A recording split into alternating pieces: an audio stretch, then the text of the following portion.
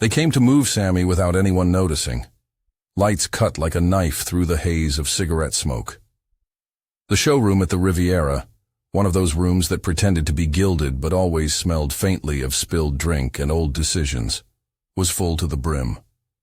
Men in sharp suits leaned forward at the edges of the room like predators at a watering hole. Women in silk and sparkles scanned the floor, some for the singer, some for the spectacle. The band stood ready under a canopy of bulbs that blinked like a heartbeat.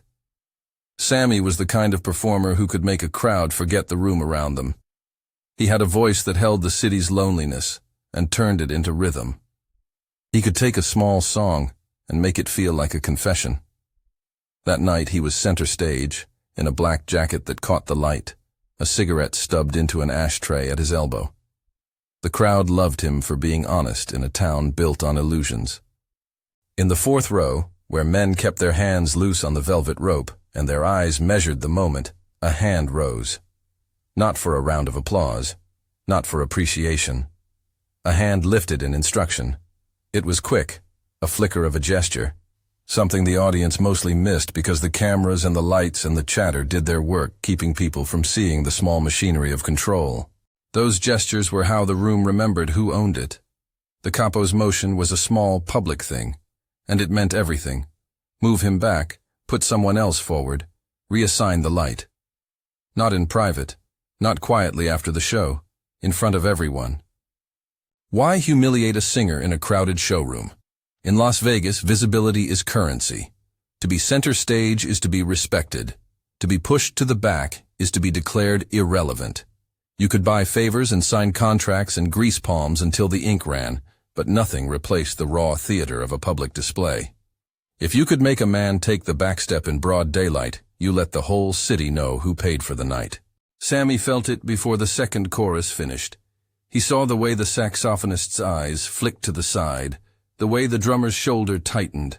He watched the trumpet player, who had been with him for 10 years, glance at Dean like a man reading the weather.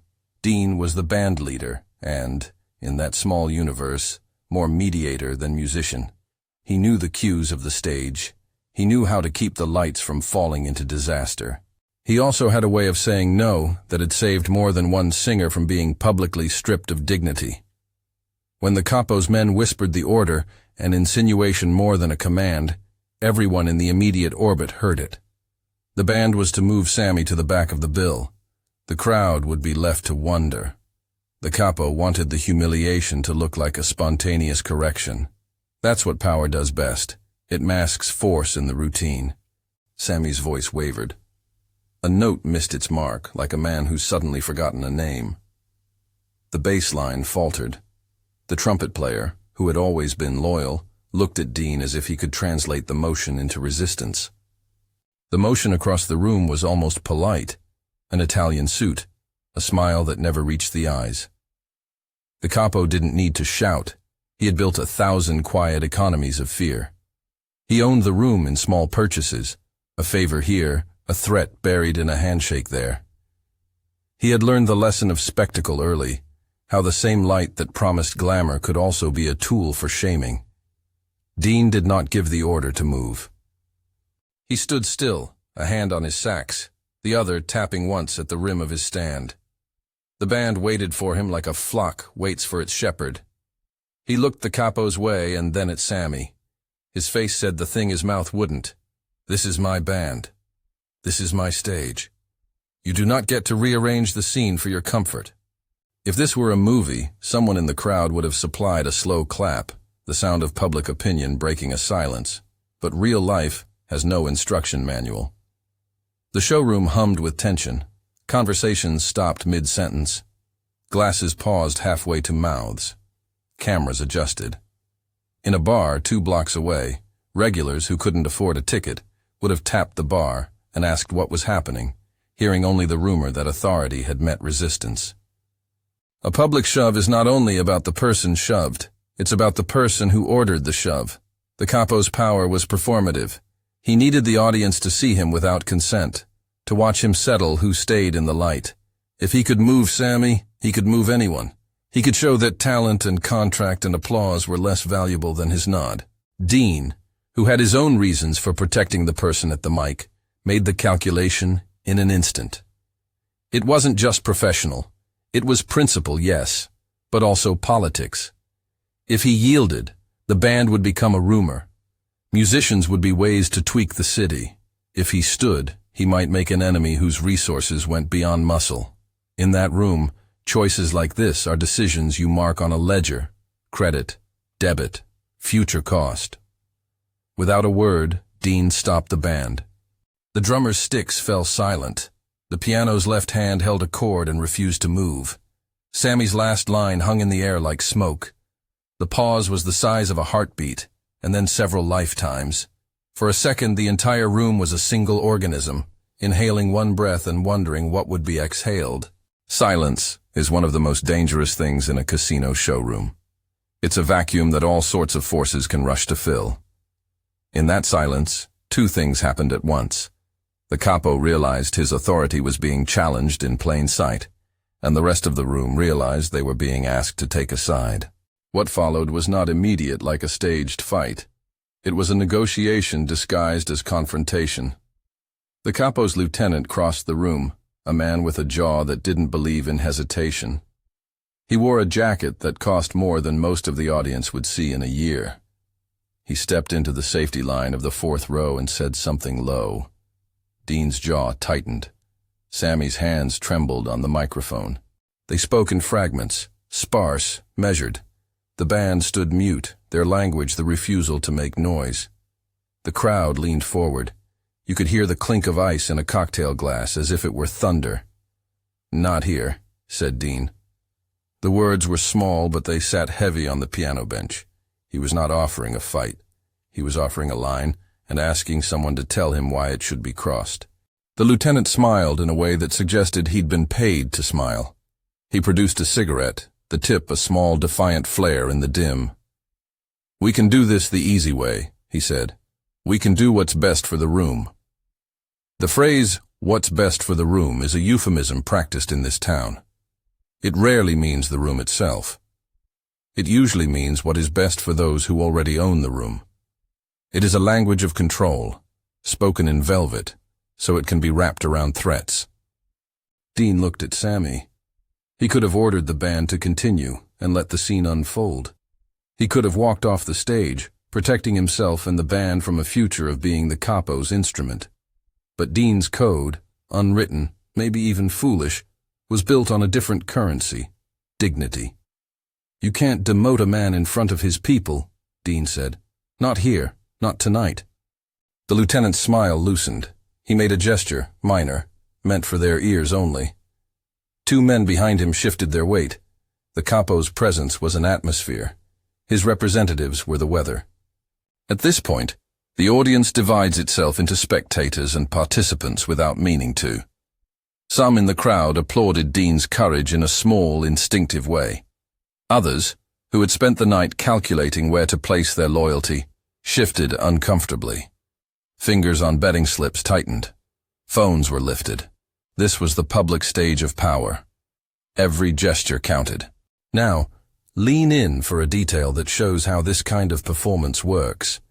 The capo had come not simply to change the set list. He came to send a message. Years of influence can be articulated in a single public adjustment. It reminds people who feeds them opportunities and who withholds them.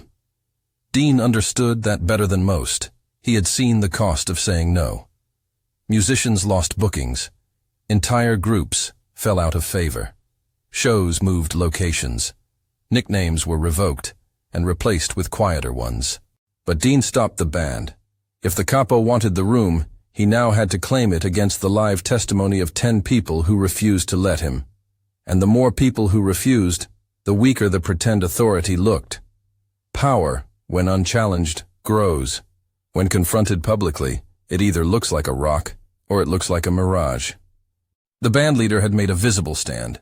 The trio of men at the capo's elbow conferred for a breath that felt like a long time. A woman in the second balcony whispered to her companion, "Is this supposed to be entertainment?" The men at the back of the room had the look of men suddenly measuring their own safety. For the capo, retreat would be an expensive admission. He was a man who bet on the idea that no one would outshine his willingness to demonstrate control. To back down in front of this crowd would chip at the myth he had sold. To escalate could mean a scandal, a fight, a scene that might attract police attention and threaten his other quieter holdings. He had built his life on the assumption that his lower weight moves, quiet threats, carefully placed invitations, favors traded in a currency that never printed official receipts, would be enough to bend the city without noise. Dean's stop was noise. It made the transaction visible. That is where the negotiation got dangerous. Neither side wanted to be the first to cause a spectacle that would draw cameras and official scrutiny. Both wanted the same thing in different ways: compliance. But compliance for the Capo was submission.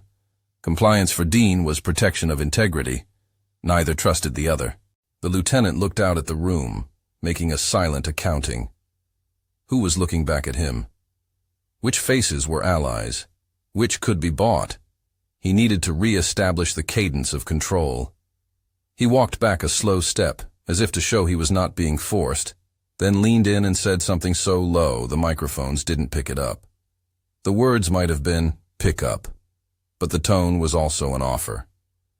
Pick up, and we'll talk later. Dean met that offer with a different kind of calculation. He thought about the men who had been with him for decades, pianists who had played through sorrow and divorce and day jobs, trombonists who had put their fingers in places that made their hands ache. He thought about Sammy, who had come from nothing and who now stood in the place that gave others hope. Taking the stage is more than a job when so many have no place to stand.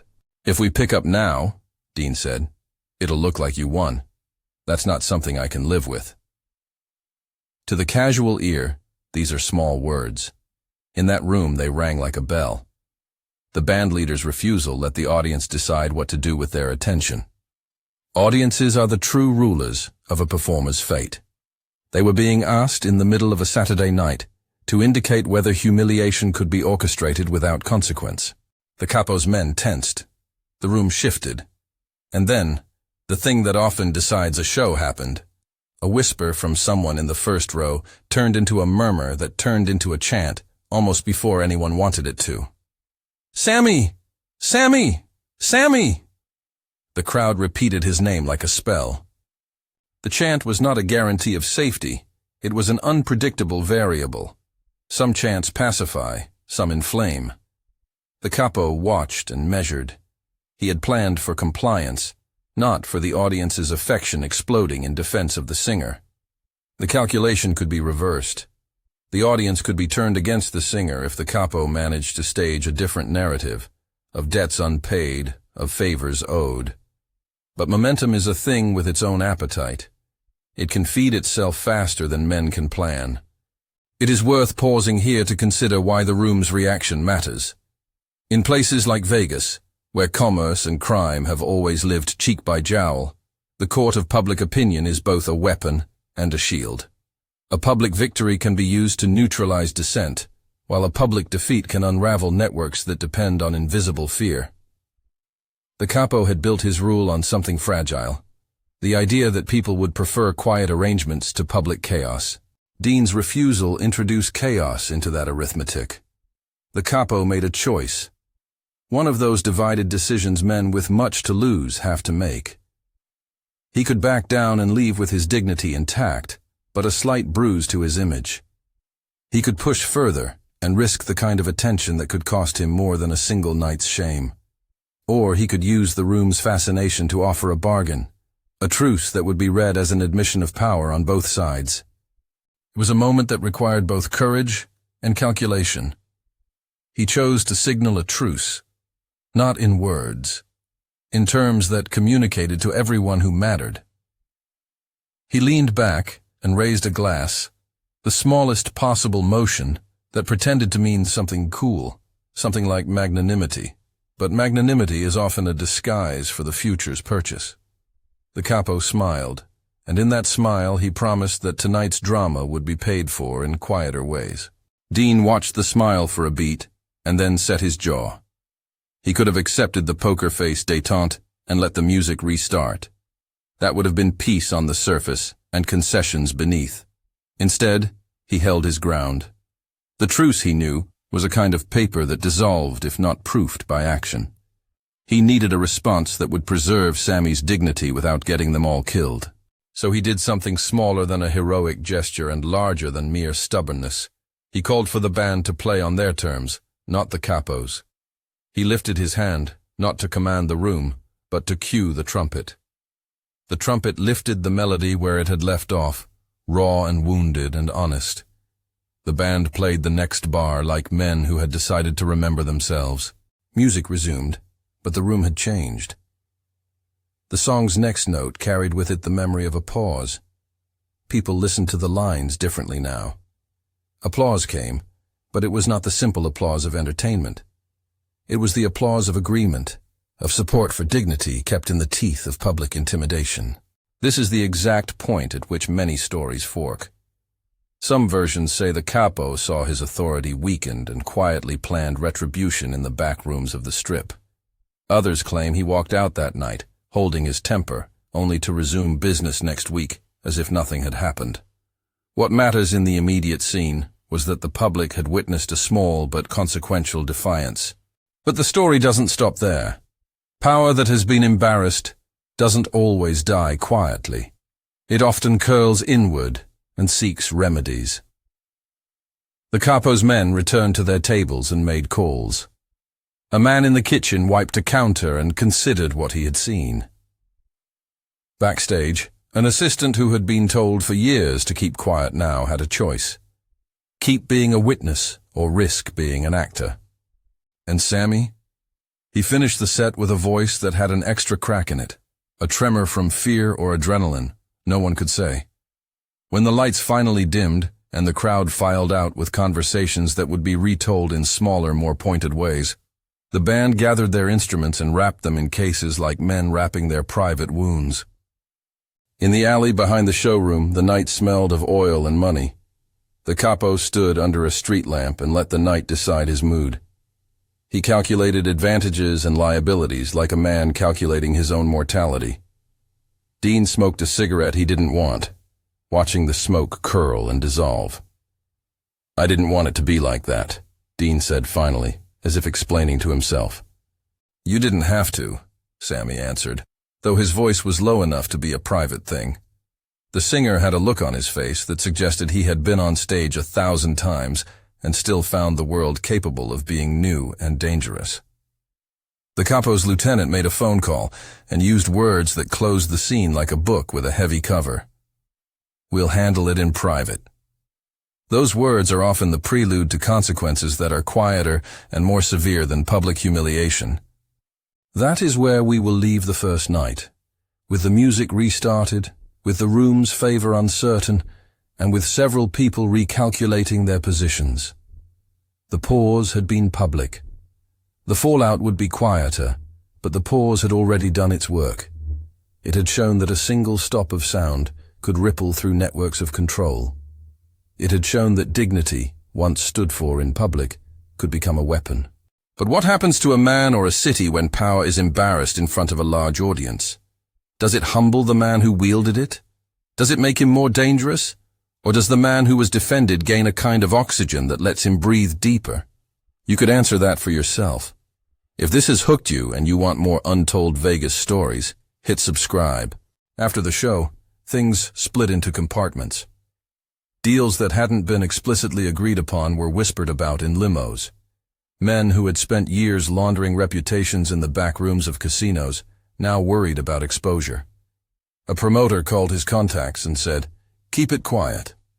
Lobbyists who had once worked in the shadows reconsidered the value of public image. Dean, who had no illusions about heroism, knew the cost might arrive like a bill, due and with no mercy. He also felt something else, like a muscle that had been flexed and now would not easily go limp. He felt the possibility of a new kind of currency, the respect of the people who had seen him stand. Sammy left with a manager who smelled faintly of cologne and anxiety. He smiled at fans who grabbed at his jacket. He waved to a young man in the crowd who had been crying at one point because the verse had made him think about his own debts. Sammy was an artist, But he was also a community figure by proximity, the kind of performer whose visibility could make a kid in the projects dream of a stage rather than a street corner. That night, men who worked in quieter trades took note. A bartender who had served the Capo several nights a month watched as the Capo got out of his car and walked to the back entrance without looking back. The bartender thought about loyalty. The Capo had been spending that currency carefully. Now that currency felt faint.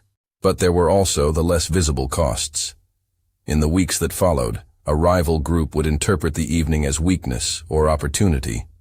Workers who had lost gigs because of the Capo's preferences would angle to fill voids. The city is an ecosystem. A tiny change in one place creates currents elsewhere. Backstage, Dean closed his case and thought about the last time he had been asked to make a choice like this. He had weighed favor for safety and found safety hollow. He had seen small men use theater to get giant results. He had seen careers function as pawns. The band packed up and moved with a speed that suggested they believed something important had been altered. Something had been. But changes like that rarely move in a straight line. They curve, they loop, they return in ways you cannot predict. The Capo had been humbled in public, but humiliation breeds countermeasures. There would be quiet conversations, and some of them would be cunning. There would be parties rearranged, contracts subtly amended, people on both sides making investments for future leverage. And so the players dispersed into the night with their private calculations. Some of them would sleep uneasily, others would plan quietly. But one thing remained. The auditorium had become a place that had seen someone refuse to be shoved to the back. The next time someone tried to rewrite who belonged in the light, that memory would be part of the ledger.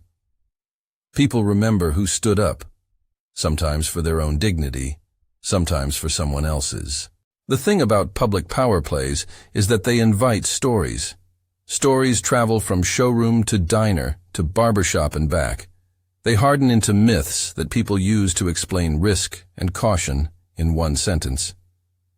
Remember the night the Capo tried to move Sammy? People would say, as if that night had taught them something about the price of standing. But myth is both useful and dangerous. It can protect and it can bait.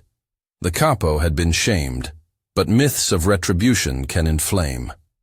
The evening's pause had been a statement, but statements have a lifespan. If you stand in public against a man with resources, you often win a moral victory at the cost of peace. The rest of this story, the deals whispered in private rooms, the men who counted losses and gains, the community that felt the pressure of a powerful figure's displeasure, unfolded slowly. Tension gathered like weather. By morning, the city would already have gossip. By week's end, someone would have made a choice that hinted at what kind of man the Capo truly was. And Dean? He would do what he always did, hold his band together and try to protect the people on his stage.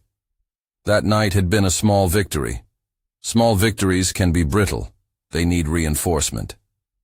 The question that hovered over that show like residue was simple and dangerous. Was Dean brave or was he reckless?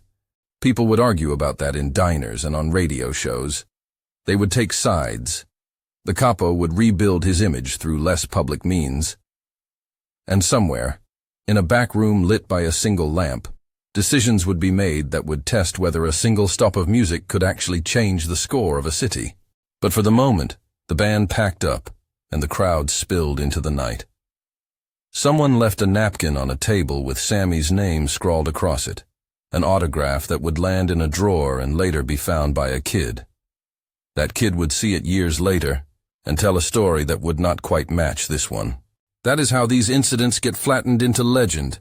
By the time your neighbor tells you about the night the Capo tried to push Sammy to the back, the edges will be smoothed, the stakes will be sharpened, and the people involved will be half remembered. For now, the wound was fresh. And in Las Vegas, fresh wounds are dangerous. They attract opportunists and attention. The Capo would not be a man to accept a public rebuke without consequence. Only the first moves had been made. A week later, a lunch would be arranged. An envelope would be passed across a table. A phone would be left on the counter for a man to retrieve. Some things would be negotiated in the daylight, and some under the cover of better-sounding deals. The city would watch, sometimes without knowing what it had seen. But there's another side to this, human cost. While men in suits maneuvered, people who owed money, who wanted to eat, who were trying to pay for a child's school, these were the real casualties. When power is exercised like that, it is not abstract. Jobs are lost. Opportunities are shifted. Entire nights of work move across payrolls. In exercises of punishing public humiliation, the ripple is financial and very personal. Sammy would start getting calls that weren't offers, but warnings. The trumpet player would find a booking cancelled with a line about scheduling conflicts. The bar owner who once booked the Capo's table would suddenly find his license under scrutiny. Power loves to leave fingerprints on people who can't afford to protect themselves. And so those ripples would find a way into lives that had nothing to do with the original prideful gesture. This is the cost you hear less about in the headlines. When the band keeps playing, the people behind the scenes keep paying. Night folds into morning. The showroom lights become dull as the cleaning crew wipe the stage. The Capo drives off with the headlights cutting the dark. Dean goes home to a modest apartment, his hands still smelling faintly of tobacco and brass. Sammy tries to sleep on a bed that has known better times and worse ones alike. And somewhere in the middle distance the city continues to breathe, unaware that a small pause in the music had made certain men rethink plans. The public spectacle had done its work. It had exposed the fragile margins of ownership. It had reminded people that theater is real power, and that sometimes one man's refusal to move can become an act that reshapes a balance. But important scenes seldom end with a single night. They unfold through slow negotiations, through the exchange of favors, through grudges that simmer. The Capo's humiliation would not be the last line anyone wrote about him. It would be one of many paragraphs in a longer biography of influence and reaction. And as the city moved on, the people who had been in that room stayed awake in small ways. They thought about what they had done and what they had seen. Some thought of courage. Some thought of risk. Some thought about survival. The band's road manager packed the stage clothes into a battered trunk and stuck a post-it on the lid that read, in shaky capital letters, "Keep the lights on." He didn't mean the literal lights. He meant keep their names alive, keep the belonging intact. The post-it was a kind of small strategy. Inside a casino suite, the Capo sat alone and looked at his hands. Power is a thing that presses on men in ways they rarely show. He would remake his strategy. He would make back channels work. He would remember the chant and the silence and file the memory away for later use. Out on the street, a young man who had been in the crowd would tell his friends the story in a way that made him sound bigger than he felt. A waitress would recount the event to her co-workers and add details she had not seen. Stories spread like a chorus with different harmonies. And the band? They would play the next week, and the week after. People would come to see what had happened in the stillness. Some nights would be quieter. Some would be packed. The nights when the band played with a certain defiant tenderness were the ones that would be remembered by people who needed to believe that dignity could be defended in public. This is the underside of spectacle. It demands witnesses. When you have witnesses, you have obligations. When you have obligations, you have decisions to make about cost. That cost would be paid not only by the men who had taken stances, but by those who stood near them. When the sun rose, the city had recalibrated. The Capo had been shown a limit, however small. Dean had made a public stand. Sammy had not been moved to the back. For some, it was a small moral victory.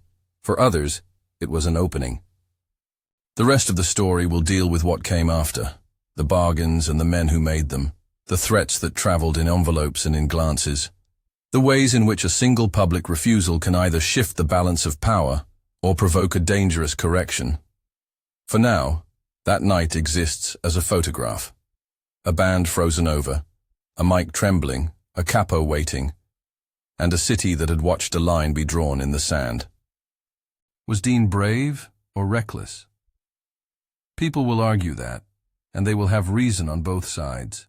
The chorus of opinions will make the next moves louder. The city will listen. Some will pay for what they said. Others will change plans. And the band? They loaded their cases into a van and drove down the strip with the neon blinking like stitched wounds. In the front seat, Dean turned the key, and the engine hummed. A small, ordinary sound that felt like the beginning of something else. Days slipped into a pattern after that night. Small shifts that felt like tremors. The Capo, who the papers would later call in breathless shorthand, simply the man who ran the room, did not vanish from the strip. He kept his table, his well-cut jackets, his celebrity smile. But he no longer moved through the city like a man whose hands had never been seen. He moved like someone counting losses and trying to cover them with louder purchases. He began with the economy he knew best, influence. Bookings were adjusted.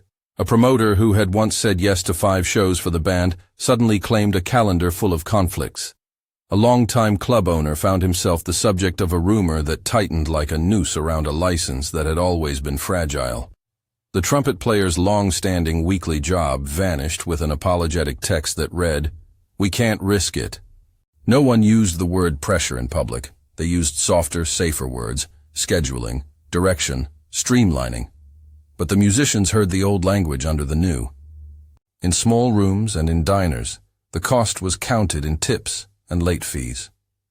The pianist called his landlord and arranged Plan B. The drummer took an extra shift washing dishes. These were the quiet ledger entries that no headline would ever print. Extra shifts, postponed dentist appointments, nights shortened by fear. The Capo's reach kept doing damage even as his public image dulled. But his men were not saints, and pride is an engine that needs fuel. The Capo's pride, having been punctured in the showroom, demanded repair. He asked for proof that his rule still meant something. He wanted the city to understand that humiliation in public could be repaired with reasserted force in private. He wanted his myth back. What he did not understand was that making a myth louder sometimes makes it louder in contradictory ways. He started to speak, more openly than before, to people who had nothing to gain and everything to prove. At a gala for charity, an event where cameras were more likely to photograph applause than consequences, he made a toast that read like arrogance translated into a sermon. He talked about the city as if it were his ledger, about how the lights were his to decide, about how opportunities were distributed according to taste and leverage. He used a line about keeping the lights honest that made half the room uncomfortable and the other half laugh nervously. A woman at the next table, a columnist who had earned her spurs covering the strip's marriages and missteps, wrote down the phrases. She had been watching, not because she wanted to indict a man, but because she had sat through too many nights where small people had been made smaller for the sake of a table's comfort. Words can be a kind of evidence, especially when they are captured by microphones and repeated into record. Meanwhile, a different kind of attention slid into the periphery. A man who had once been the Capo's favored bartender had watched his tables thin after the showroom drama.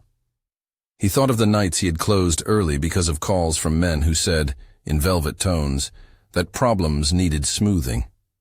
Those requests had cost him regulars. They had cost him sleep.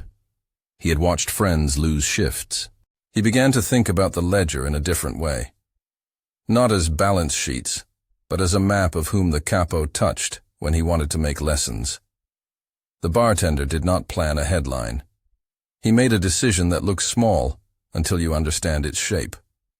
He began talking to people who kept track of such things. Activists, a lawyer with a practice in administrative rule, even a reporter who had a reputation for digging under the glitz. What began as private complaint became patient accumulation.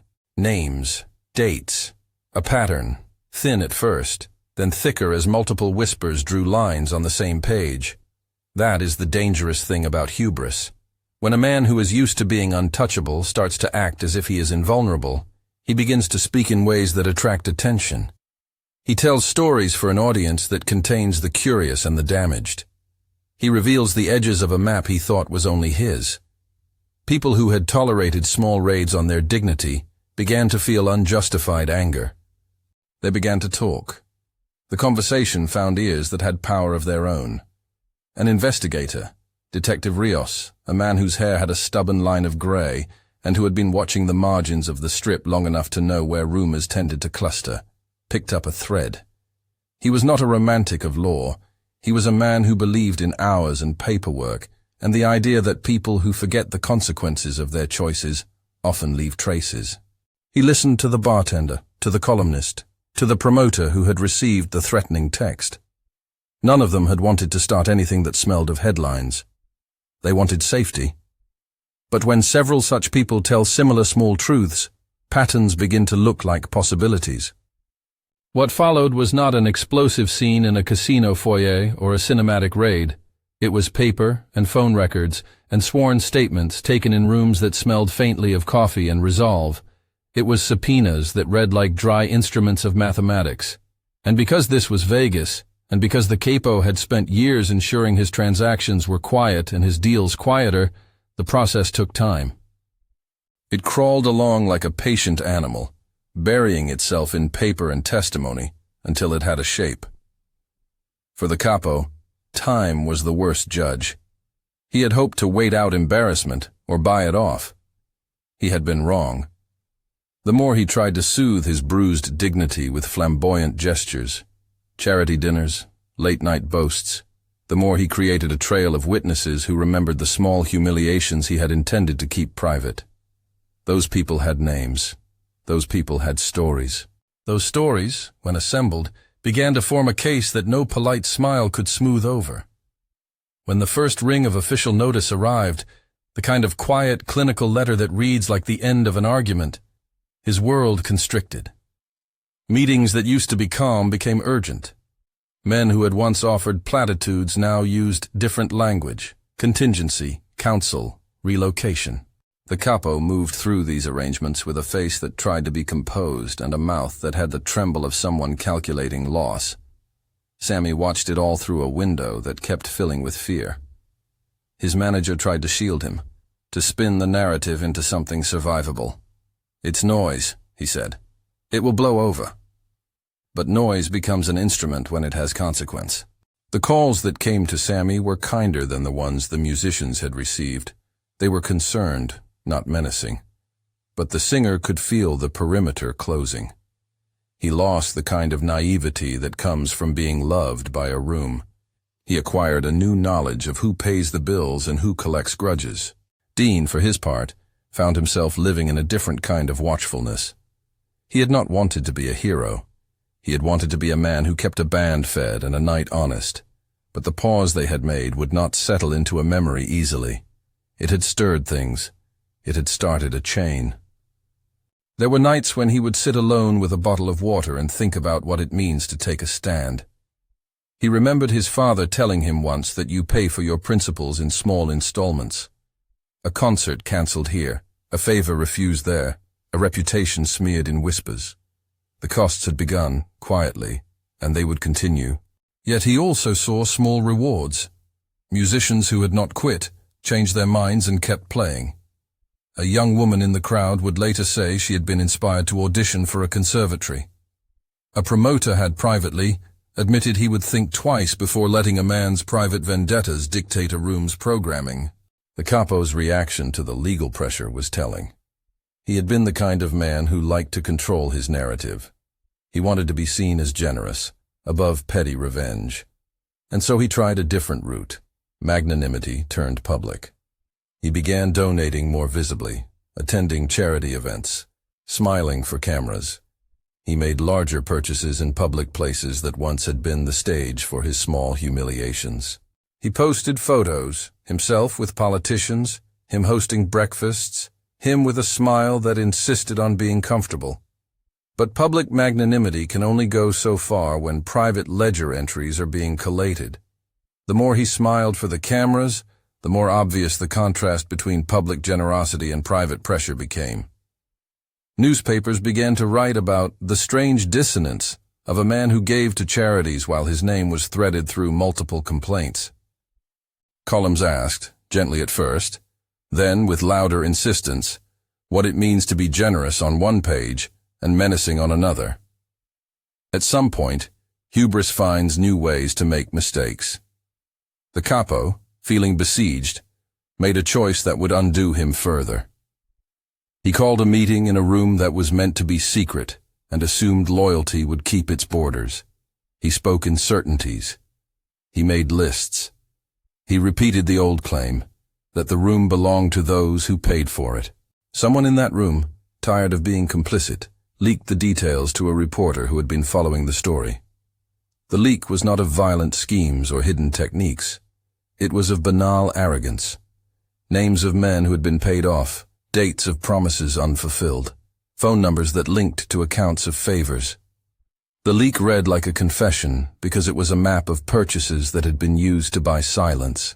Once such a map exists, the city takes note. Philanthropy becomes thin cover. Pride becomes a headline. Legal efforts accelerate. The Capo's network, built over years on small transactions and quiet threats, began to display the vulnerabilities that exist in any human enterprise. People change, loyalties shift, fear turns into courage or exhaustion.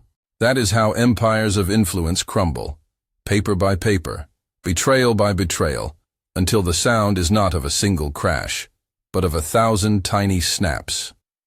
When the first public hearing took place, an administrative inquiry that then seeded further investigation, the Capo's face told the story of a man miscalculated. He showed up in the same jacket that had been his armor. He smiled for the cameras.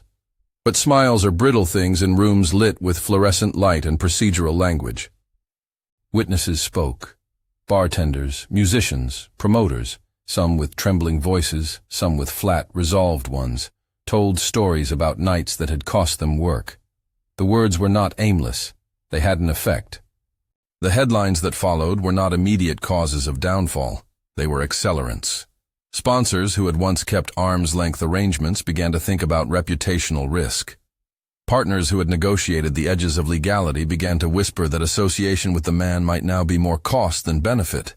The Capo's empire, which had traded on obscurity, found itself being evaluated in daylight. And yet, the city is complicated. Downfall rarely looks like poetic justice. It looks, more often, like messy consequence. The Capo did not simply vanish into prison or exile overnight. There were bargains. There were deals that saved some men and cost others. There were legal settlements that read like compromises and people who took plea bargains, not because they admitted everything, but because time in the system is a form of currency no one wants to spend. For those who had been on the receiving end of the Capo's pressure, outcomes were uneven. Some received a small measure of redress, contracts reinstated, apologies offered in muted tones, payments that tried to close old debts. Others were left with scars that no courtroom could fully erase, lost gigs that never returned, reputations subtly altered, opportunities diverted. The community paid in increments. Sammy, in the end, would not be erased from the spotlight. He rebuilt slowly, conceding some invites and accepting new ones. He performed at smaller rooms where the stakes were gentler. He sang with a voice that had been tempered by fear and resilience. His manager negotiated with a different kind of caution. There were calls that still made him hold the phone like a hot coal. But there were also nights when the applause came without the background whir of calculation. Those nights felt like small absolutions.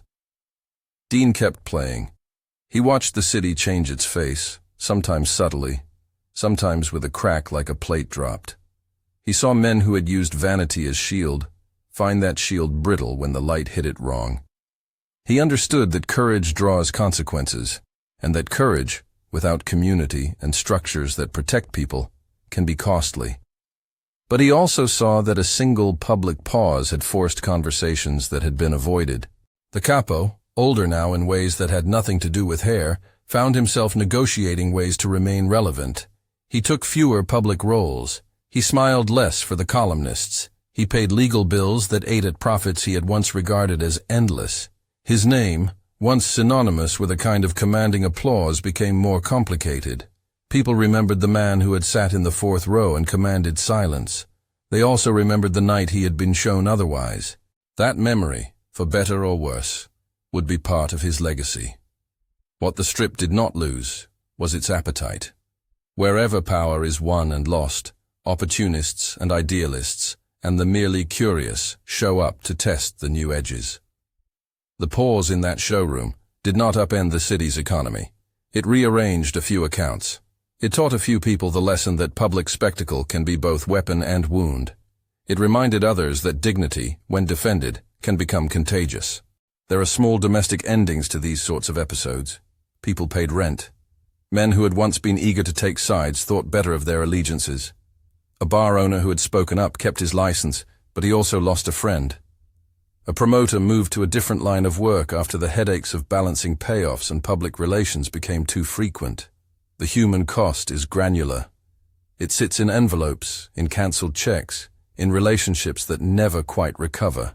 In the months and years that followed, the story of the night the Capo tried to push Sammy to the back settled into local law.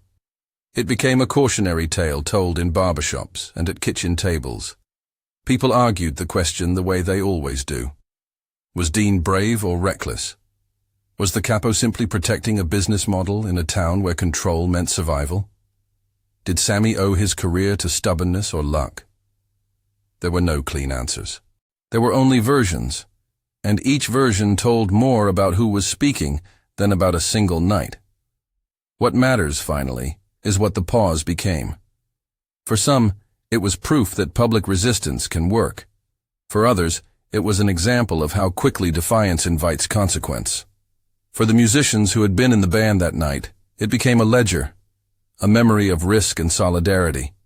For the city, it was a page in a long book on how power is performed and sometimes unmade. If there is a moral blunt enough to survive the particulars, it is this. Spectacle buys you authority, but it also exposes you. A public show of force can command a room, it can also be turned into a record. And when a man chooses to assert control in the light, he runs the risk of being seen in the open. Vanity wants applause, consequence wants accountability. The band still plays, Sammy still sings, Dean still sets the beat. The Capo's table still exists, but people look at it differently now. They measure their words in ways they had not before. The city keeps spinning, built on deals and performances, favors and resistances. The pause that night was not an end. It was a hinge. It shifted a door just enough so that when it opened again, people noticed the draft. Was Dean brave, or was he reckless? Decide for yourself. Leave your answer below and tell us why. And if you want more untold stories from behind the lights of the Strip, subscribe and join the conversation.